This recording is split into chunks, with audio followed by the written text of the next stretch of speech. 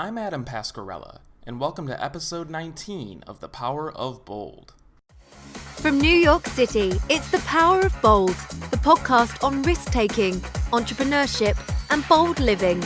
Join us as we interview world-class performers, analyze life-changing books, and gather actionable insights to help you achieve your goals. Here's your host, Adam Pasquarella.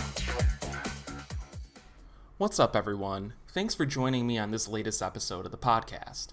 For this episode, I had the privilege of speaking with Chris Voss, who is one of the world's best negotiators. Chris started out as a beat cop in Kansas City, and eventually was hired by the FBI, rising to become the FBI's lead international kidnapping negotiator.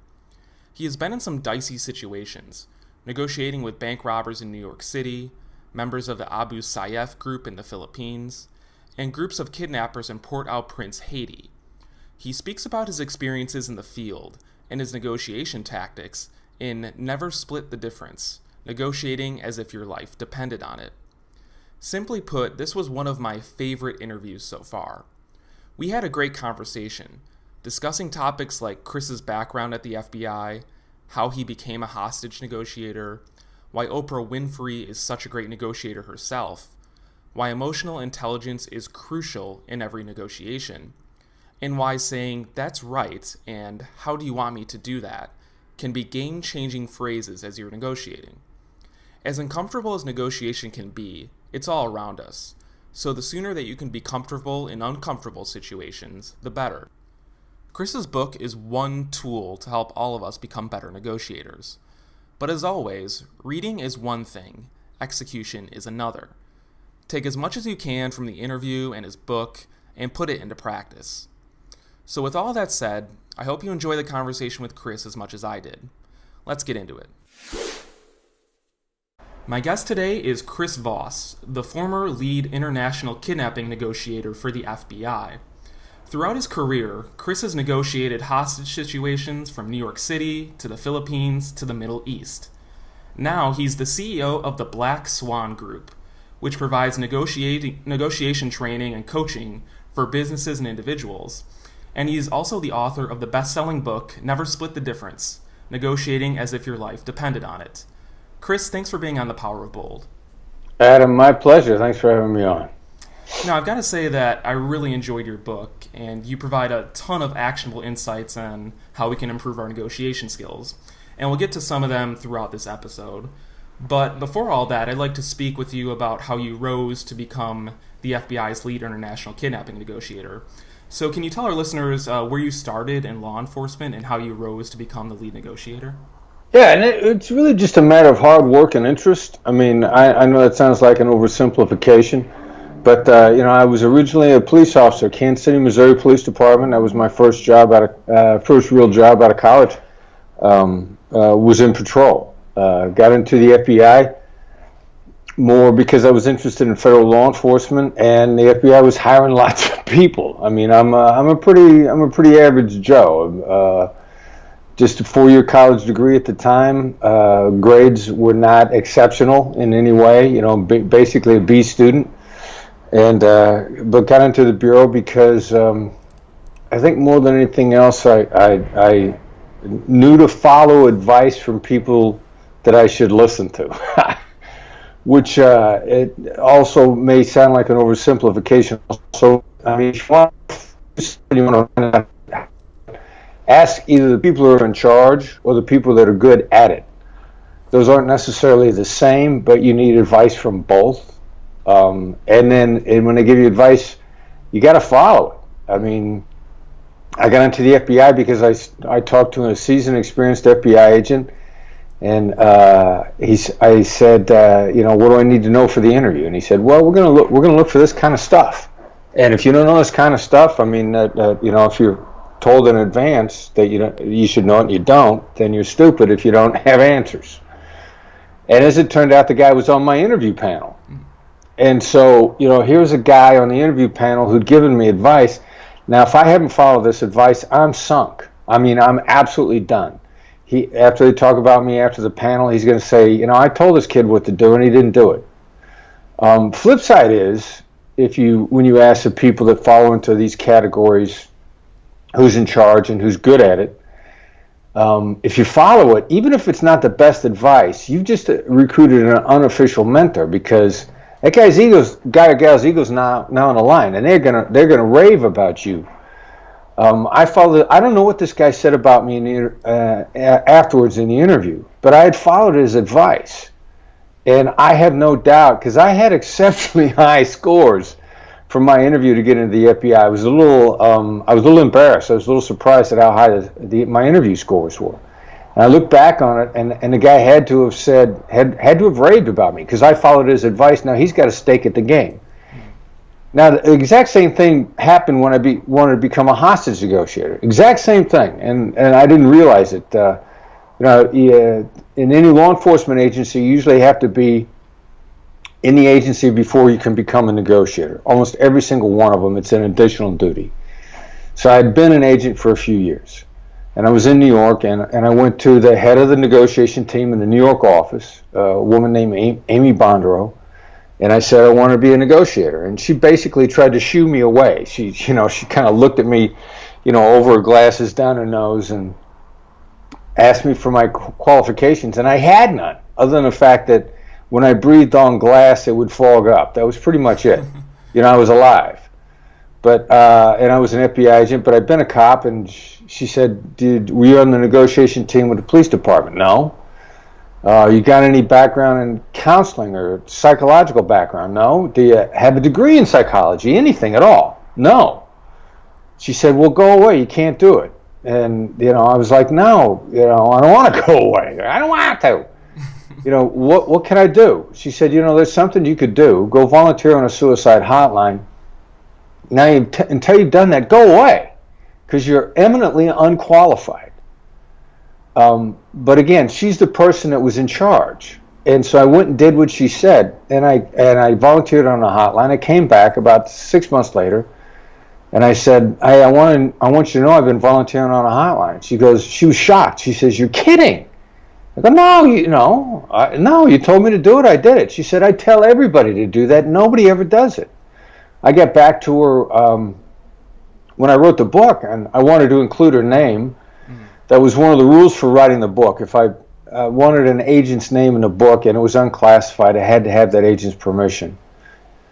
And I said, Amy, I'm going to tell the story, but I want to include your name because I appreciate what you did. And she said, I must have told 1,000 people through the course of my career to volunteer on a suicide hotline. 2 of them did, and you were one of it. Right. But I did what I was told. I asked the person who was in charge, what should I do? They told me, I did it. And that's really how you get whatever you want in life. You got to go out and do it. Apply yourself. It's not complicated. But if you're lazy, it's never going to happen for you. Right. And so you identified those gatekeepers in the beginning. You followed their advice. You actually executed, which people don't do. And I find that really interesting because later on, as you're a hostage negotiator, you develop this new playbook in the field, right? You say in the book that in the 80s and 90s, the FBI was following the getting to yes framework. They viewed suspects as being rational beings that had like a cost-benefit analysis going on. But then when you were in the field, you realized that emotions were a larger part of it. And so when you discover that, how did you get the buy-in from superiors to kind of change the playbook to focus more on emotions? Well, but by the time we were integrating emotions into a lot of what we were doing anyway, we just hadn't integrated it into the kidnapping negotiation approach. But we knew domestically, in like contained situations where you got a guy surrounded, he's not going to get away unless he comes out and gives himself up, or you go in and get him. We knew those were emotionally driven situations. We didn't really fully appreciate that the kidnappings were also because they seemed like bargaining. It just seemed like basic, bare knuckles, hard bargaining with a tough adversary. And so I'd had enough success by the time I wanted to filter emotional intelligence back into it that I started bouncing it off my colleagues. We worked as a team. You want to go fast, go alone. If you want to go far, go as a team. So I had come to rely strongly on a team of smart people around me. And I had smart people around me. So I just started bouncing it off of them. This is what I think. This is what I think. It was very inclusive. I didn't forge ahead by myself. And I said, this is what I think, guys. Tell me if I'm wrong, and tell me how I'm wrong. And they were like, no, we think you're on the right track. So the small core group of very smart people that I worked with, I fleshed it out with them, and then we forged ahead. Once I was sure that we were good, then watch out now, we're coming. We're bringing this, and you're going to do it the way we want to do it, or don't do it. And I kicked some people out, but not on my own volition. I mean, I knew that I had my core team with me. And so when I threw people out, some of the reaction when they try to go to their friends and say, hey, this guy Voss is kicking me out, their friends were my core teammates, and those guys said, look, you don't listen, you're out, you're not in. This is what direction we're going. What was the most distinct moment during your early career when you realized that emotions played a big part in hostage negotiation?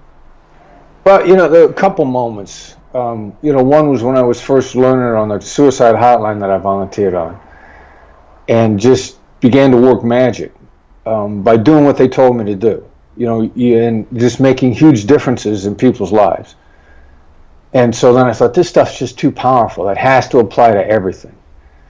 And I'm going to find out whether it does or not. So I started applying it to my personal and professional life simultaneously. Made some mistakes in my personal life. Had a couple people blow up at me. Can you talk about one of those times? Yeah, you learn on a suicide hotline, everybody that calls on a hotline, anger is an underlying issue. So your go-to move on the hotline, at some point in time, you're going to say, you sound angry. And you're going to get to the anger, and it's going to work magic. I mean, it's going to be like sprinkling fairy dust on them, and nearly instantaneous changes. So I'd come to learn, you sound angry. It was magic. So now I'm applying it to my personal life. I'm in a discussion with the woman who's going to become the ex-Mrs. Voss. And she was upset about something that was one of the core issues that caused the breakdown in our relationship. And I thought, I got this one. I'm hearing anger. I'd say, you sound angry on the hotline all the time, and it works. So I'm going to try this on her. And I said, you sound angry. And she just blew up. I mean, there was an atomic explosion. I mean, I thought her head exploded. I thought I got brain matter all over me. And I remember thinking at the time, but wait, I'm a hostage negotiator. It's not supposed to happen like this. But then I thought, okay, so it's not that the skill was wrong. It's that I did something wrong with it. And I came to realize, the definition of empathy, which we now call tactical empathy, is the other person's perspective, which doesn't mean it's accurate. What's left out of that is there's nothing in the other person's perspective that requires it to be accurate, fair, or honest. It's just their perspective. And a lot of people have trouble with that. Well, in the problem with the soon-to-be ex-Mrs. Voss, her perspective was that I was the cause of the anger, and I didn't recognize that in what I said. I said, you sound angry, as if I was surprised. It's a brilliant insight on my part. But her perspective was, I was the root of that anger. And that was where the failure was, and that's what I came to realize, that, their perspective, I might not like it, but it doesn't change that it's their perspective, and for me to be appropriately respectful of it, I've got to be able to give voice to the parts that make me look bad.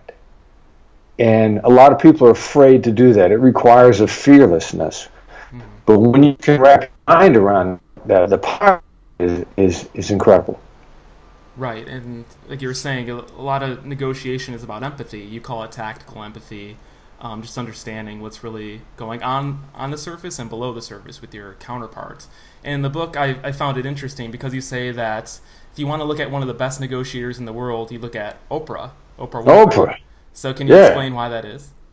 Oprah is a phenomenon that I don't think a lot of people appreciate. I mean, in today's day and age, everybody says Donald Trump's a great negotiator, certainly self-proclaimed. Oprah started with less and is worth more. Like, there's no question that she started with less, and not only starting with less, but with more disadvantages, being an African-American female. Like it or not, that ain't an edge, no matter what you say. Donald Trump started from a wealthy real estate development family to start with, pedigreed education. I mean, he got to start in business when his dad gave him $1 million. That's not to say he's not a successful guy, but he started with a lot more and a lot more supportive environment. And I guarantee you that his net worth, even after becoming president of the United States, is not as much as Oprah's is. Nor, take away the military, the influences of the U.S. government that stand behind him, who's more influential? I would argue that Oprah's more influential. But Oprah doesn't beat people up. Now, Oprah also is not a pushover. I'm well aware of a number of conversations where she basically took people, as we used to say in the Midwest, took them to the woodshed. I mean, went out there and schooled some people. But you don't know about these publicly because she doesn't do it in a way that offends. She's a straight shooter. She's honest. She scored some of the biggest interviews ever and asked people the toughest questions. And, you don't read on the national front page of the National Enquirer about who's feuding with Oprah. So she has the ability to build an empire, which means that she's a great negotiator. And she doesn't offend people and maintains long-term relationships, and has done it, her and her staff, with possibly the most difficult people on the planet, the stars and celebrities of Hollywood. I mean, these are not easy people to get along with. And Oprah's currency is getting these people on her show and having them happily give her interviews. So yeah, she's a phenomenon, but she doesn't beat people up. But she tells them the truth. When they're wrong, she tells them. So her secret sauce, would you say, like you said, is letting them know the truth, but also just getting into the underlying emotions, right? Is that what you would say? Well, the secret sauce, a couple things. It's unconditional positive regard. I mean, I know of one conversation between Oprah and Jennifer Lopez, where the negotiation was about the conditions of Jennifer's appearance on Oprah's show. And at the beginning and end of it, Oprah said, I love you.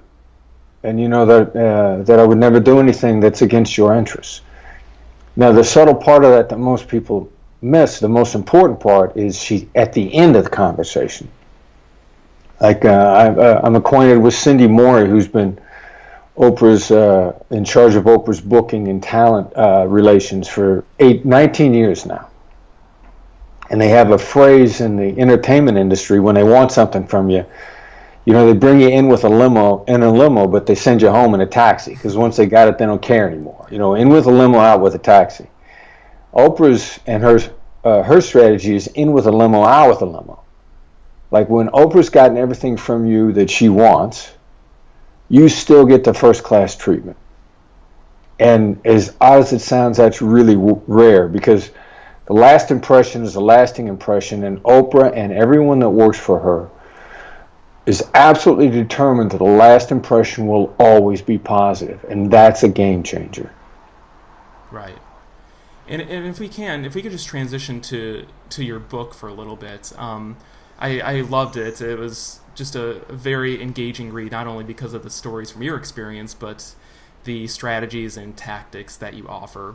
But I guess, one of the first things that I was thinking some listeners may think, they may read your book and say, Chris has dealt with some of the most extreme situations a person can deal with, like a hostile actor or actors that are trying to hurt people or kill people.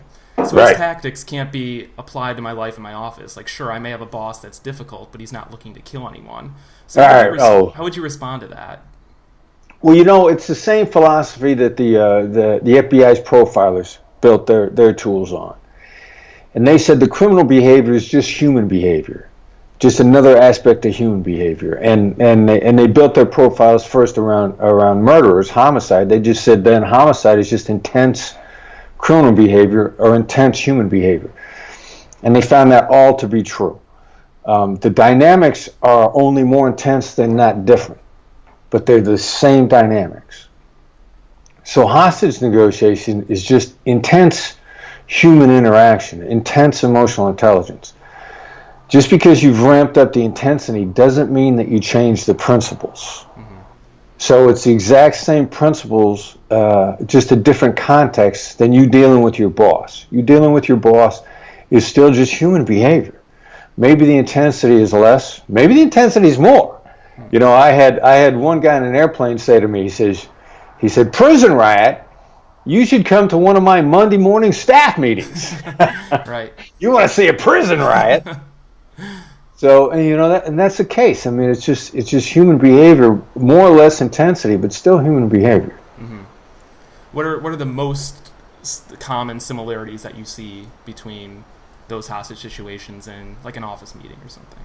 Well, the most common one won the Nobel Prize in behavioral economics. In hostage negotiation, we were taught to look for the loss, and sort of feel them out, sound them out in a gentle way, but find out what the loss was of our bad guy in the last 24 to 48 hours. As soon as we tripped over what the loss was and we talked about it, they're coming out. So I just took it for granted. All right, that's just what we do as hostage negotiators. In about 2002, Daniel Kahneman won the Nobel Prize in behavioral economics for something called prospect theory. He says it governs all human behavior, and it's about the loss. What is the loss? And Kahneman says that this isn't the only driver of human behavior, it's just the biggest. So prospect theory is about that we weigh losses twice as much as we weigh equivalent gains. Right. Losing $5 hurts twice as much as gaining $10. And when I read that, I thought, wow, in hostage negotiation, we've been doing this for years. We just thought it had to do with hostage negotiation. We didn't know it had to do with everything. And then in an interview that Kahneman gave once, he said, well, when Amos Tversky and I first came up with this theory, when we say lost things twice as much as gain, that's not accurate. It's not actually true. It's more like 5 to 7 times as much. Really? We just lowered the number to 2 because we wanted fewer arguments from our colleagues who love to argue. So that's like, wow, okay, so this is exactly what hostage negotiators do. We look for the loss and we diffuse it. Professor Kahneman says, look for the loss. Mm-hmm. And he didn't say what to do with it, but he just said, it's going to impact, it's going to distort their thinking, it's going to bend their reality. We refer to it as bending someone's reality. Right. And I'm like, all right, well, as a hostage negotiator, I got a whole set of skills to deal with this loss stuff and make it go away or make it work to my advantage. So that's really one of the biggest things. Do you have an example from your career where you were looking for that loss and you saw the tremendous impact of it?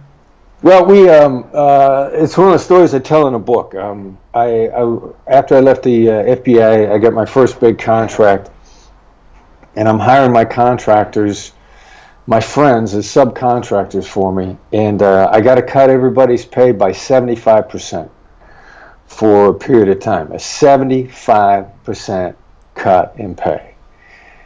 And I thought, these guys are not going to like this. And we'd had some problems with the main contractor and where the contract was coming from. Everything was going to fall apart if I didn't cut everybody. So I thought to myself, all right, how are they going to view me? This is get back to this tactical empathy thing. They're going to view me as being a problem. They're going to view me as being a screw up. At best, they're going to view me as incompetent. At worst, they're going to view me as a liar. As soon as I break this news to them, what's the other side going to say? So I call each one of these guys up and I lay out every one of these things.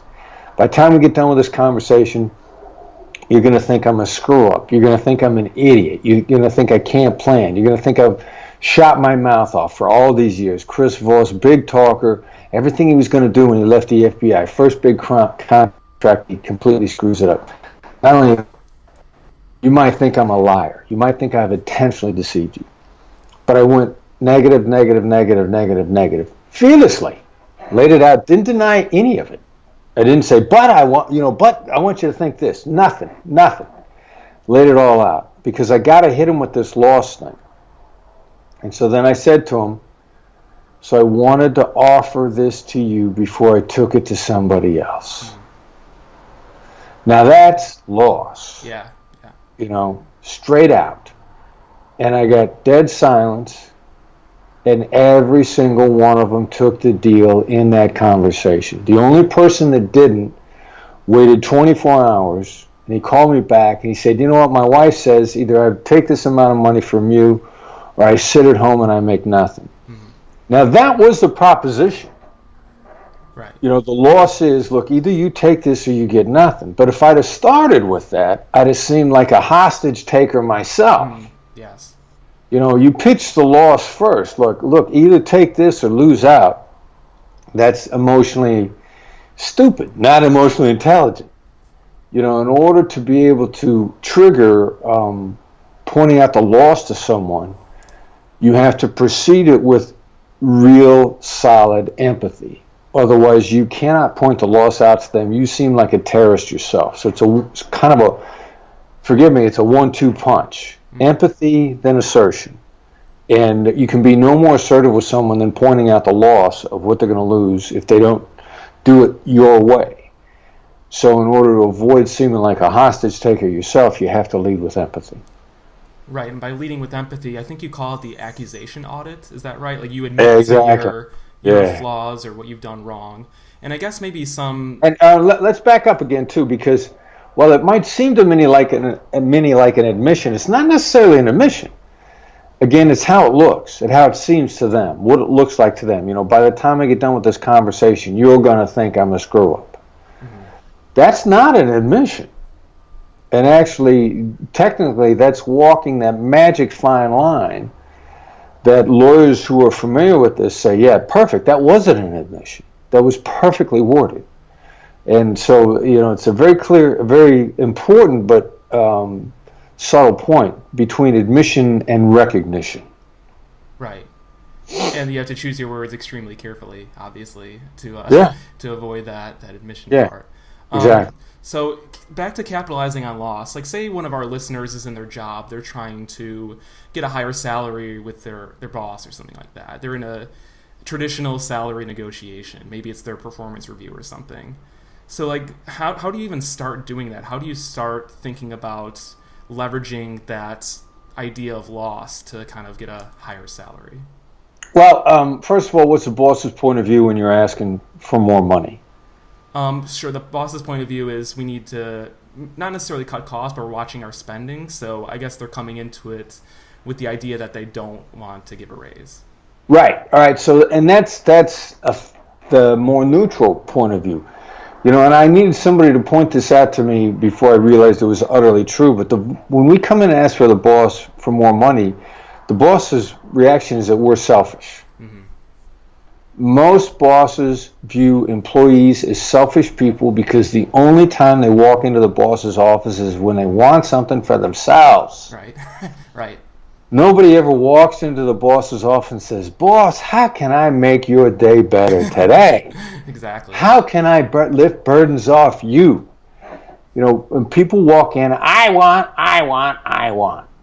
And you might say to yourself, well, yeah, that's the way it's supposed to be. It doesn't matter that that's not the boss's reaction. The boss is a human being too. So you start out by saying, like, look, you're not going to like what I have to say. I mean, I got bad news. I'm going to seem selfish. I'm going to seem ungrateful. You got to set this up because you're going to ask for more money. Mm-hmm. But you don't want to ask that directly. Like, how can I be more valuable? How can I earn that raise? How can I earn that promotion? How can I be so valuable to you that you can't help but give me more money? Because if you don't, you're scared I'm going to lose you. I mean, again, it's context. You're setting the stage to make it palatable. In every single negotiation, the other side says to themselves, what's in it for me? Yeah. Why should I do this for you? Even when it's a friend, that's what negotiation's about. People coming together saying, here, what's in it for me? So think it through for this. What's in it for you with the boss? Boss wants to pay you more if you're going to give him more. Mm-hmm. If you're going to get the boss promoted, the boss wants you around. If you're going to back the boss up, the boss wants you around. So as you begin to set the stage for that by first positioning yourself as a team player who will be on the boss's team. Now the boss is more inclined to want to give you more money because you're more valuable to him, and he sees himself as an asset to the company, so by implication you're more valuable to the company. Is it seems like it's capitalizing on this idea of reciprocity, right? If you read Cialdini's Influence, it just, you give something, it's like a tit for tat sort of negotiation. You give something, they feel more obliged to give it back to you. Reciprocity is a huge impact on everyone on the planet, which is why Dr. Cialdini wrote that phenomenal book, and he said it applies to human beings. So it transcends culture, just like that emotional intelligence transcends culture. Yeah. And then if I could also discuss with you too, you have some, I guess, quote unquote unconventional advice compared to other traditional negotiators. And first you talk about the power of no. You say most negotiators are looking for yes, trying to get a couple yeses in a row because the counterpart theoretically will be more inclined to say yes for your ultimate ask, right? But you say that a lot of yeses are kind of BS to some extent, and that you're looking for no's. Right. So can you explain that a little further? Yeah, well, yes is one of the most useless words on the planet, yet it's one of the ones, it lures us more than anything else. Like, we have a lust for yes. I mean, it's beyond love. It's an addiction. And first of all, the problem with yes is nothing without how anyway. And so that renders it relatively useless because, it's nothing without how.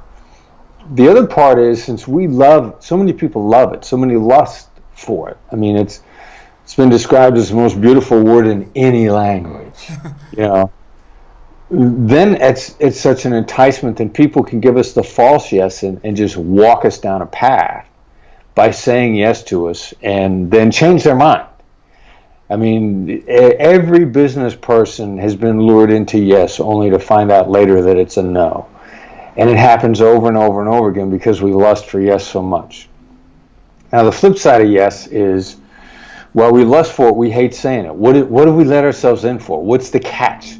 What's the hidden hook? Where are they leading us by trying to get us to say yes? So we get our guard up and we become very, very nervous and anxious when we say yes. And if you're nervous and your guard is up, then by definition, you're not paying attention.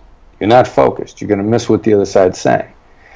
So that's why we don't even bother with it. So what do? The flip side is people feel comfortable when they say no. They feel safe. They feel protected. And we've coached clients where the client has said, look, the other side's in no mode.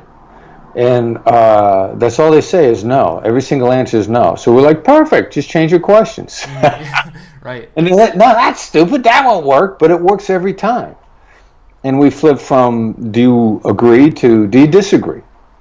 Okay. We flip from would you like to do this to are you against this? Is this a bad idea? Do you oppose this? And we call these calibrated no's. And we've come to find on a regular basis that a calibrated no is worth 5 yeses. Like when you say to someone, do you disagree instead of do you agree? They'll say, no, I don't agree. And as a matter of fact, if we're going to do this, we got to do this, this, this, and this. Well, that was 4 more yeses to other conversations that were instantaneous because they think things through. So calibrated no is worth 5 yeses easily each and every time out. Yeah, they're giving you more truthful information, and I feel like people say yes to avoid conflict. I mean, this kind of goes to the whole point of your book. People inherently don't really like negotiating. They either they're afraid of conflict or they're afraid of looking bad or something. And so for some of those listeners that just inherently don't like negotiating, they think it's slimy or something like that. What would you say to them? All right, so let's talk about people, if you will, because you said people don't like negotiating. 2/3 of us don't like negotiating. Yeah. 2/3 of us don't like conflict. We've got pretty strong reason to believe from data that we've collected on surveying thousands from students in our MBA classes, and I say it's principally myself, my director of operations, who's my son, Brandon Voss, and Derek Gaunt, who is a phenomenal negotiator from police department, Alexandria PD, Alexandria Sheriff's, Virginia, now retired with us full time. So we literally surveyed thousands of people and found that the world across culture splits into thirds. From the caveman days, the amygdala, the reptilian brain, if you will, however you want to characterize it. And these groups are fight, flight, and make friends. Our natural approach to conflict is either fight it, avoid it, or make friends with it. Fight, flight, make friends. And the world splits evenly into thirds, and which means 2/3 of people, which is a majority, find negotiation distasteful. And that's why they avoid it. They try to make friends. They have a great relationship. You know, a third of us are assertives. The fight type, my natural born type, happens to be fight. That doesn't make me the best negotiator. Each one of those three types brings attributes to the table that make you a better negotiator. You know, the best negotiator has all three. The best negotiator makes friends, builds relationships. The flight type is actually the analyst type, great at gathering information. You need to gather information at the table. It's a natural, and you need to think about it in depth, and our analysts are very good at that. And you need to be able to assert your legitimate position. That's the fight type. You know, we will be assertive. We will let you know what we want. And you need all three to be successful. Oprah is a deep thinker. She thinks about stuff hard. She's very analytical. She makes friends. Everyone she deals with, she has a great relationship with. And she asserts. If you deal with Oprah or her staff, they will let you know what they want. There will be no doubt in your mind. And that's the classic of all three types rolled into a superstar negotiator. Right. And if I can also ask too, just going back into some of the elements of your book, there are two phrases that I really enjoyed your discussion of. You say, "That's right" is the two sweetest words in negotiation, and then in response to other people, you ask, "How do you want me to do this?" or something to that extent. Can you speak about just the importance of those and why they're so powerful in a negotiation? Yeah, well, you know, how am I supposed to do that is a great how question. It's deferential, and we like things that do things simultaneously. And what that does is, one of the effects is forced empathy. When you say to the other side, how am I supposed to do that? You force them to take a look at your position, whether they want to or not. You trigger what Daniel Kahneman refers to as slow, deep thinking. You make them stop and think and look hard at you. It's impossible not to. So you're triggering empathy in reverse. You know, you're forcing them to have empathy towards your position. It's deferential, so they don't feel threatened by it. You say it in a very deferential tone of voice. That's one of the important aspects to it. It buys you time, gives you the opportunity to think. It keeps the conversation going. It works so effectively on so many levels. And typically it extracts concessions from the other side. Like 85 to 95% of the time, you'll start getting concessions immediately.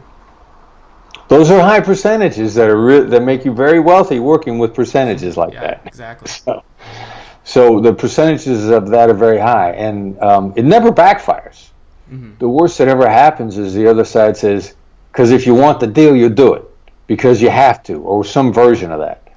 So how do you respond in that situation if they're just totally stonewalling you? Well, it's not, you know, that may not be stonewalling. That may be a legitimate answer that, you know, you've pushed your limit on this aspect of the negotiation, which is actually your job, is to push your limits and not let things blow up. You know, when someone says, because if you want the deal, you'll have to, they haven't stormed out of the room. They haven't broken off negotiations. You've just found out you pushed them to their limit and you're still negotiating instead of having them threaten to launch missiles on you or whatever, you know, someone might threaten to do. Threaten to send in the SWAT team, whatever they're going to do. Threaten to walk out.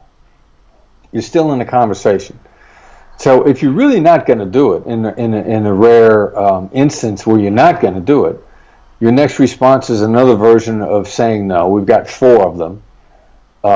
And you say, look, I'm sorry, I can't do that. I'm sorry, that just doesn't work for me. I'm sorry, I don't do that. Because that's another emotionally intelligent way to say no.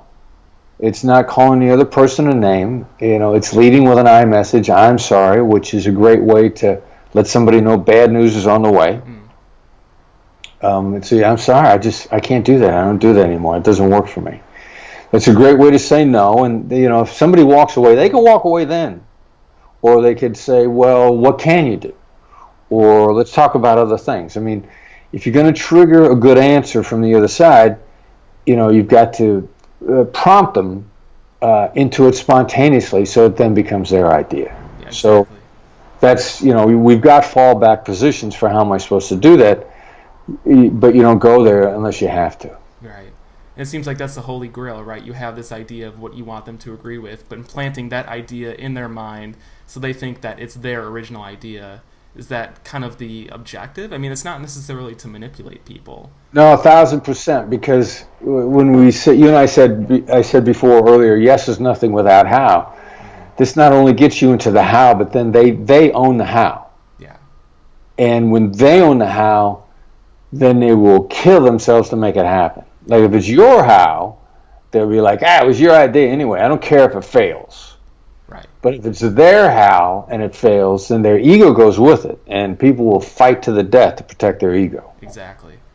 And just to wrap up here, just one more question. So in your book, you provide a ton of information, a ton of insights, and they're all great. Yeah. Thank you. Thank you.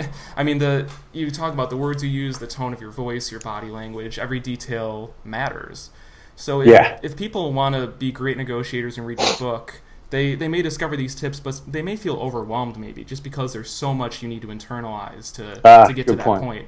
So right. What do you recommend people do after they read your book? Like how do they start on the road to better? Just start it a little at a time. Mm-hmm. I mean, give yourself some time, be aware that the learning curve is initially steep, but it's not high.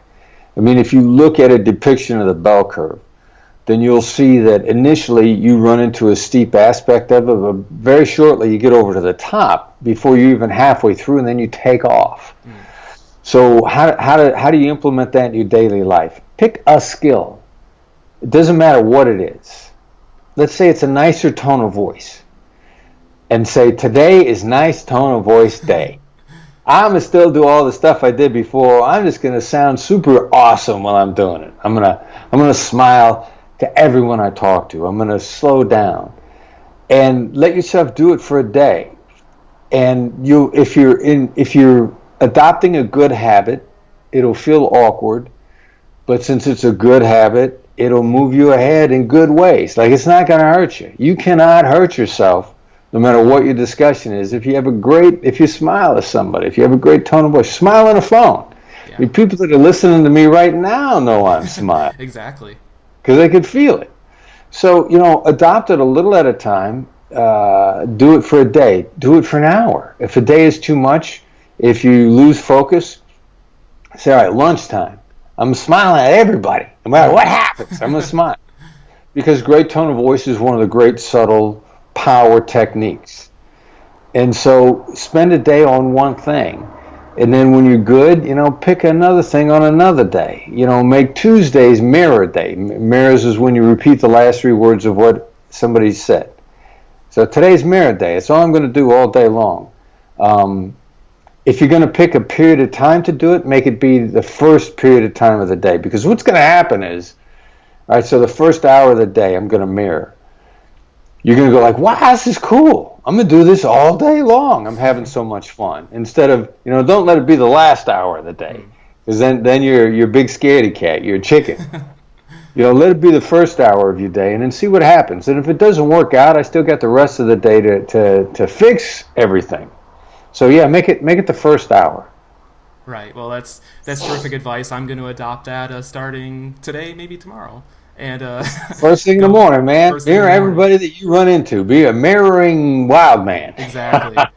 Well, I got to say, like I've been saying, the book is terrific. Never Split the Difference. Do you have any other additional resources that people can check out if they want to improve their negotiation skills? Subscribe to our news. It comes out free. I got a former colleague that used to love to say, if it's free, I'll take 3. Free's good price. And it's called The Edge. It comes out every Tuesday. It's a short, sweet article on negotiation. One of the last ones we put out was how to negotiate when you have no leverage. And so the best way to subscribe, and The Edge also is the gateway to everything that we do. So the best way to subscribe to The Edge is to send a text, FBI empathy, all one word. Don't let your spell check put a space between FBI and empathy. Send FBI empathy, all one word, to the number 22828, and that's 22828. And you'll get a text box back response that'll ask for your email. It'll sign you up for the Edge, and it's a gateway to our new website. It's a gateway to all the training products that we have, a lot of which are free. We got a lot of free downloads, and it tells you about when we're doing training around the country, and that it gets easily to digest negotiation tips once a week. And it's a great resource. A lot of people love it. So subscribe to the Edge. Cool. And that was 22828, right? 22828, 22828. FBI empathy is a text that you send to that number. Yeah. Cool. Well, thank you so much, Chris, for appearing on the podcast. I learned a lot, and I know my listeners learned a lot too. My pleasure, Ed. Best of luck with the Black Swan Group. Thank you very much. Best of luck with your podcast. Thank you so much. Take care. So once again, that was Chris Voss, the former lead international kidnapping negotiator for the FBI. We discussed a few key principles from the book during the interview, but the book has more insights on nearly every aspect of negotiation, whether it's dealing with an excessively hostile or aggressive counterpart, or approaching the hard bargain at the end of a negotiation. And even better, while you're picking up skills in Chris's book, you'll be entertained by his stories of handling some of the toughest people in some of the most dangerous situations. I'd highly recommend that you check it out. With all that said, thanks again for checking out this episode of The Power of Bold. As always, I appreciate your continued support as we speak with world-class performers and gain unique insights to help us achieve our career goals. I'll see you next time.